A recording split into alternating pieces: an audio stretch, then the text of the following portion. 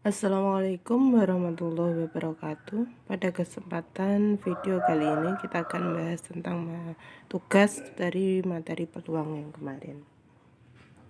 Ketika kita membicarakan peluang, maka yang pertama kita bahas adalah tentang filing slot atau aturan pengisian tempat. Misalkan kejadian pertama memiliki N1 hasil yang mungkin, kejadian kedua memiliki N2 hasil yang mungkin, kejadian ketiga memiliki N3 hasil yang mungkin, dan seterusnya sampai kejadian K memiliki NK hasil yang mungkin. Maka jumlah hasil yang mungkin dari semua kejadian ditentukan dengan N1 kali N2 kali N3 kali seterusnya sampai NK. Kita coba masuk ke soal kemarin, soal yang pertama. Soalnya ini, dari angka-angka 4, 5, 6, 7, 8, dan 9 hendak disusun bilangan terdiri dari 4 angka. Tentukan banyak bilangan yang terbentuk jika A. Angka-angka itu boleh berulang, B. Angka-angka itu tidak boleh berulang, C. Angka-angka itu tidak boleh berulang dan bilangan tersebut ganjil, serta angka-angka itu tidak boleh berulang dan bilangan tersebut kurang dari 5.000. Maka kita bahas yuk soalnya. Soal pertama. Angka yang disediakan 4, 5, 6, 7, 8, 9.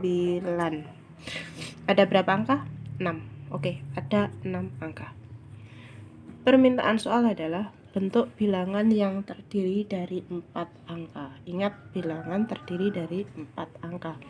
Maka kita sediakan filing slotnya ada 4 tempat.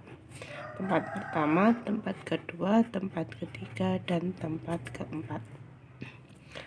Soal yang pertama menyatakan angka-angka itu boleh berulang. Artinya, angka yang sama, misal angka 4, bisa ditempatkan pada posisi pertama, kedua, ketiga, dan keempat sekaligus. Atau juga boleh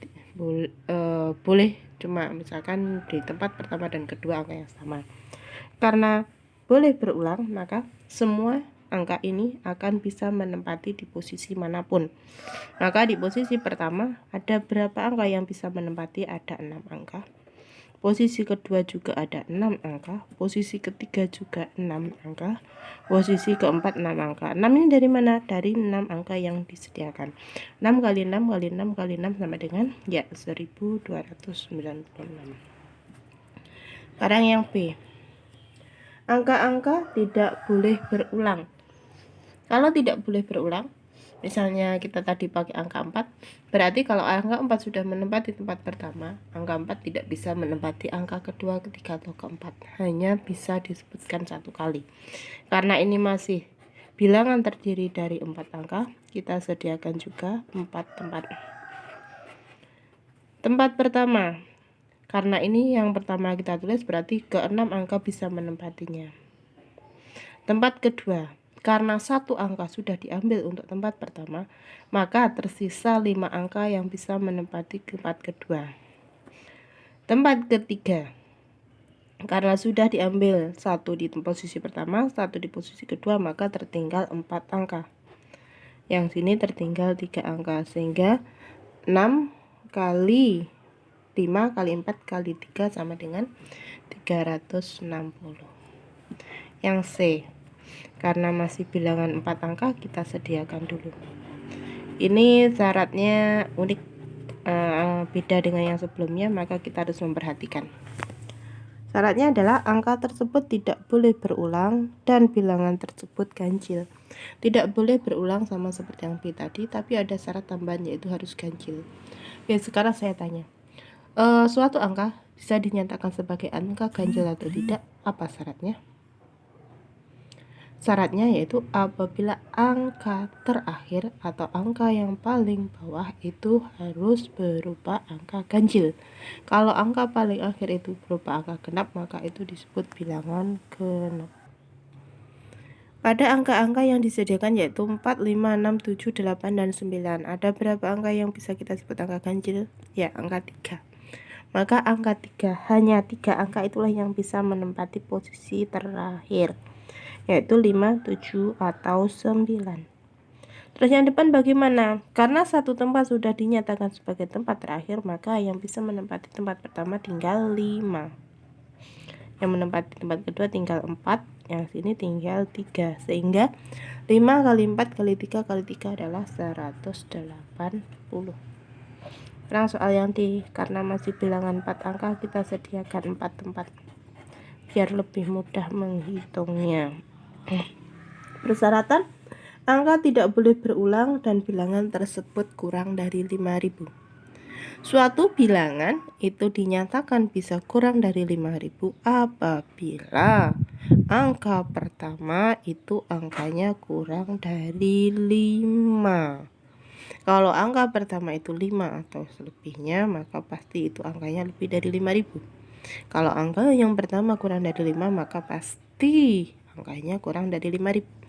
Ada dari angka yang disediakan, ada berapa angka yang kurang dari 5? Ada 1, yaitu angka 4. Selanjutnya ada 6 angka yang disediakan, karena tidak boleh berulang, 1 sudah menempati posisi pertama, berarti tinggal 5, 4, 3. Sehingga 1 kali 5 kali 4 kali 3 adalah 60. Oke. Untuk nomor 1 selesai. Sekarang kita soal nomor 2. Sebelum masuk ke soal nomor 2, kita bahas sebentar tentang faktorial. Apa faktorial? Faktorial itu didefinisikan sebagai, biasanya nyebutnya pakai pentung, tanda pentung. Ini n, ini disebut faktorial. Bacanya n faktorial. Didefinisikan n faktorial adalah n kali n dikurangi 1 kali n dikurangi 2. Di seterusnya ini dikurangi satu-satu terus sampai yang terakhir kali 3 kali 2 kali 1. Berarti contoh kalau ada 5n, artinya n-nya adalah 5, benar? Kali n kurangi 1, 5 kurangi 1, 4. N kurangi 2, 5 kurangi 2, 3, 2, 1. Ini disebut 5 faktorial. Kalau 8 faktorial sama. 8 kali 7 kali 6 kali 5 kali 4 kali 3 kali 2 kali 1. Berarti dari angka tersebut dikalikan terus dikurangi 1 sampai yang terakhir adalah angka 1. Atau 8 faktorial ini juga bisa ditulis menjadi 8 kali 7 kali 6 kali 5 faktorial. Kenapa 5 faktorial? Karena 5 faktorial adalah 5 kali 4 seperti yang di atasnya. Bu, bagaimana kalau 8 faktorial kita tulis dalam 8 kali 7 faktorial? Boleh? Boleh. Karena itu artinya, kenapa saya sampaikan ini, nanti kita supaya bisa menyelesaikan soal yang nomor 2. Apa soal nomor 2? Soal yang nomor 2, kita lihat soal nomor 2. Oke, ini. Nyatakan bentuk berikut dalam notasi faktorial. Nah, itu soalnya. Oke, kita coba satu ya. Nomor 2A, misal 2A, soalnya adalah 12 kali 10 kali 9. 11-nya mana? 12 kali 11 kali 10 kali 9. Oke. Diminta disusun dalam bentuk faktorial. Bisakah? Bisa. Bagaimana caranya? Kita coba yuk. 12 kali 11 kali 10 kali 9 kali 8 faktorial dibagi 8 faktorial, maka ini disebut bisa juga angkanya. Kenapa? Karena ini 8 faktorial bagi 8 faktorial bagi 8 faktorial, maka tersisa 12 kali 11 kali 10 kali 9, dan itu soalnya, maka kita bisa nulis dalam bentuk 12 faktorial dibagi 8 faktorial. Oke. Karena 8 faktorial. Nih. Bagaimana kalau kita coba soal yang nomor B? Bolehlah B. Ya Bu, B itu nggak urut. Oke. 8 kali 7 kali 6 kali 3 kali 2. Karena 6 ke 3 itu kita lompati angka 5 dan 4, maka kita pisahkan menjadi 2. Yang depan sama yang belakang. Yang depan. Berarti 8 kali 7 kali 6 bisa kita kalikan dengan 5 faktorial bagi 5 faktorial. Oke. Yang 3 kali 2 itu bisa kita lanjutkan aja. Kita kalikan 1 boleh? Boleh. Kenapa? Kalau 1 kan tetap saja. Sehingga yang terjadi adalah 8 faktorial dibagi 5 faktorial kali kita tulis titik atau 3 kali 2 kali 1 adalah 3 faktorial, atau kita bisa nulis 8 faktorial 3 faktorial dibagi 5 faktorial. Ini untuk jawaban soal B. Untuk yang C dan D kita silahkan dilanjutkan sendiri. Kita coba soal nomor 3. Kenapa kita coba soal nomor 3? Karena biasanya soal nomor 3 ini bertanya, Bu, itu sudah ada jawabannya. Iya, makanya yang ditanyakan adalah tentukan nilai N. Soal yang ketiga tadi, tentukan nilai N dari persamaan tersebut. Kita ambil coba yang A. Soalnya adalah N faktorial dibagi N dikurangi 2. Oh ya, yang ini dikasih faktorial sama dengan 2. Bagaimana ngerjakannya? Kita jabarkan dulu yang sebelah kiri. N faktorial kita jabarkan dengan berapa? Dengan tadi bentuk umum faktorial. N faktorial adalah N dikali N kurangi 1 dikali N kurangi 2 terus sampai dikali 2 kali 1. Maka N faktorial kita jabarkan menjadi N kali N min 1 kali N min 2 faktorial. Kenapa kita ambil faktorial? Biar lebih mudah menghitungnya daripada kita tulis panjang sampai kali 2 kali 1. Lagi pula di sini tadi sudah dijelaskan bahwa 8 faktorial bisa kita tulis menjadi 8 kali 7 faktorial. Berarti di sini juga bisa. Sehingga kalau begini kita bisa coret sini. Ingat, untuk mencoret hanya bisa untuk perkalian, tidak berlaku untuk untuk penjumlahan dan pengurangan.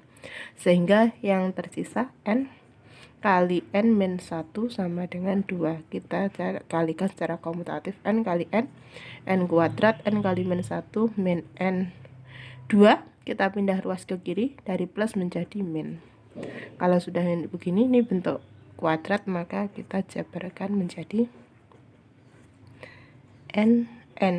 2 angka kalau dikalikan sama dengan negatif 2, kalau dijumlahkan negatif 1 adalah negatif 2 dan plus 1, sehingga N dikurangi 2 sama dengan 0 atau N ditambah 1 sama dengan 0. Ini kita pisahkan, ini yang kurung depan, ini yang kurung di belakang. Min 2 kita pindahkan ke kanan jadi 2, ini plus 1 kita pindah jadi min 1. Karena ada yang positif, ada negatif, maka kita ambil yang positif. Jadi nilai N adalah 2. Selesai untuk nomor 3A. Oke, kita lanjutkan ke nomor 4. Berarti nomor 4 tentang permutasi. Kita ambil aja langsung rumusnya. Kalau permutasi itu NPR, di mana itu adalah N faktorial per N dikurangi R faktorial. Ini rumus permutasi. Udah, rumusnya sederhana sekali. Kalau apa sih permutasi? Permutasi adalah susunan dari semua atau sebagian anggota himpunan dengan memerhatikan urutannya. Permutasi R unsur dari N unsur dinotasikan dari NPR. Itu ya.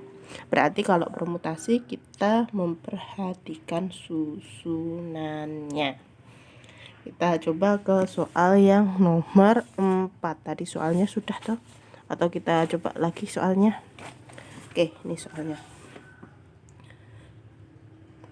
Soal nomor 4. Nanti nomor 4 juga ada kombinasi, nanti kita bahas kombinasi. Oke.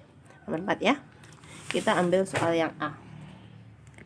Nomor 4A. Hitunglah nilai berikut. 12P2. Berarti permutasi. N-nya berapa? 12. Oke, kita tulis N-nya 12 sesuai dengan ini. Terus R-nya berapa? R-nya 2. Berarti Per-nya berapa? 12 dikurangi 2 faktorial sama dengan 12 faktorial dibagi 10 faktorial. Baginya 10, berarti kita jabarkan saja. Oh, berarti 12 kali 11 kali 10 faktorial dibagi 10 faktorial. Oke, berarti kita bisa mencoret begini. Nah, tinggal 12 kali 11. Maaf, soal saya sayang yang salah nulis. Ternyata soal 4A itu bukan 12 tapi 15. Sini 15, sini 15, berarti sini 15 dikurangi 2 menjadi 13. Berarti 15 kali 14 kali 13. Sehingga 15 kali 14 sama dengan 210. Maaf tadi saya salah nulis ya. Oke, 210. Sekarang sebelum yang kita bahas yang 4D itu mulai dari kombinasi, maka kita buat dulu rumusnya. Kombinasi simbolnya adalah C. Apa sih kombinasi? Kombinasi adalah susunan unsur-unsur dari sekumpulan unsur tanpa memperhatikan urutannya. Berarti tadi kalau permutasi memperhatikan urutan, kalau kombinasi tidak memperhatikan urutan. Cara nulisnya NCR. Berarti rumusnya depan N faktorial per N dikurangi R faktorial kali R faktorial. Nih, kombinasi. Oke, berarti kita ambil contoh yang 4D. 4D? 4D tadi apa ya? Oh, 8C3. Oke, 8C3. Berarti sama dengan 8 faktorial dibagi 8 dikurangi 3 faktorial kali 3 faktorial. Berarti kita bisa jabarkan 8 kali 7 kali 6 kali 5 faktorial. Kenapa saya ambil 5 faktorial? Karena 8 kali 3 adalah 5 faktorial, yang belakang kita jabarkan. Kenapa yang belakang kita jabarkan? Karena kita sudah dapat yang depan untuk main coret, berarti yang belakang. 3 kali 2 6, berarti kita bisa coret juga dengan sini. Sehingga tersisa 8 kali 7 berapakah? 56. Oke. Untuk video kali ini kita sampai pada ini saja dulu. Untuk materi berikutnya bisa nanti kita bahas di lain waktu. Sampai ketemu lagi di pembahasan soal berikutnya. Wassalamualaikum warahmatullahi wabarakatuh.